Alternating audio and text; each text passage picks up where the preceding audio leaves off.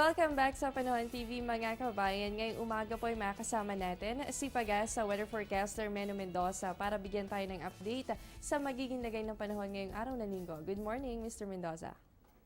Magandang umaga din, JC, at magandang umaga din sa ating mga kababayan.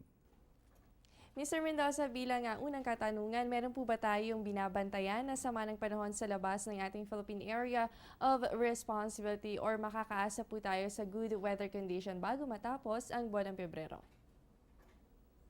Sa kasalukuyan, although may mga cloud cluster na nakikita dito sa labas ng ating Philippine Area of Responsibility, inaasahan natin na hindi naman ito makakapagta sa magandang panahon natin sa mga susunod na araw.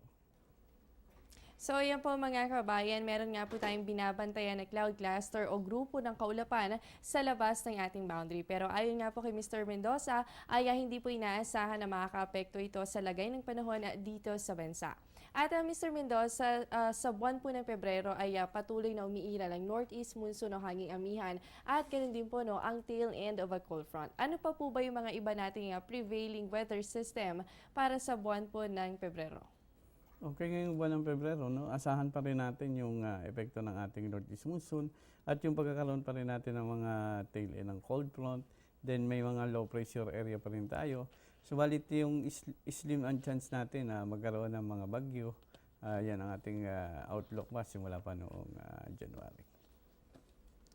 Alright mga kabayan, naintindihan po natin na ngayong Pebrero ay patuloy po nating mararanasan itong tail end of a cold front at northeast monsoon. At bukod po dito, posible rin na magkaroon ng low pressure area pero napakababa naman ng posibilidad na magbantay tayo ng isang bagyo bago matapos ang buwan ng Pebrero.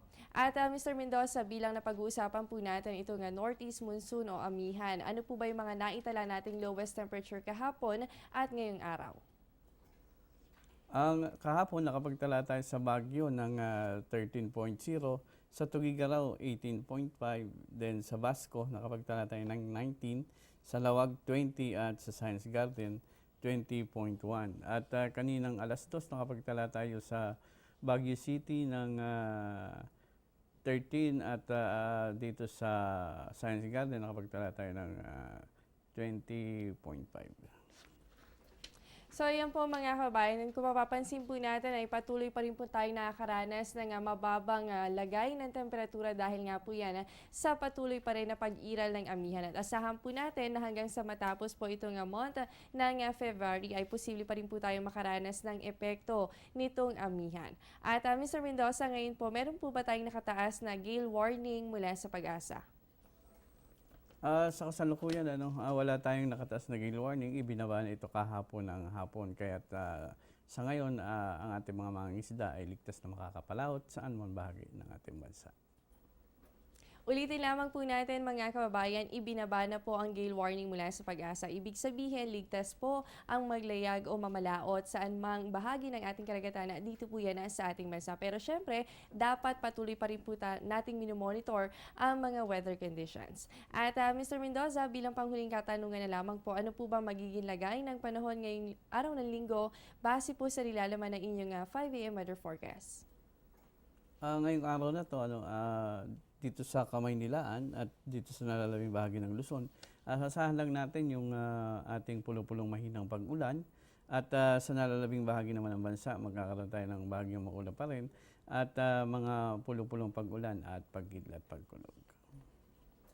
Alright mga kababayan, sa mga lalabas ng kanilang mga tahanan, huwag pa rin po syempre kalilimutan ang pagdadala ng payong dahil posible pa rin po tayong makaranas ng mga localized thunderstorm or ito po yung mga pulupulong pag-ulan o pagkidlat at pagkulog. Maraming salamat po Mr. Mendoza at dito na po nagtatapos ang ating programa. Yan po ang mga nakalap nating impormasyon ngayong umaga. Stay updated po sa lagay ng panahon. Bisitahin lamang ang aming official social media accounts and website.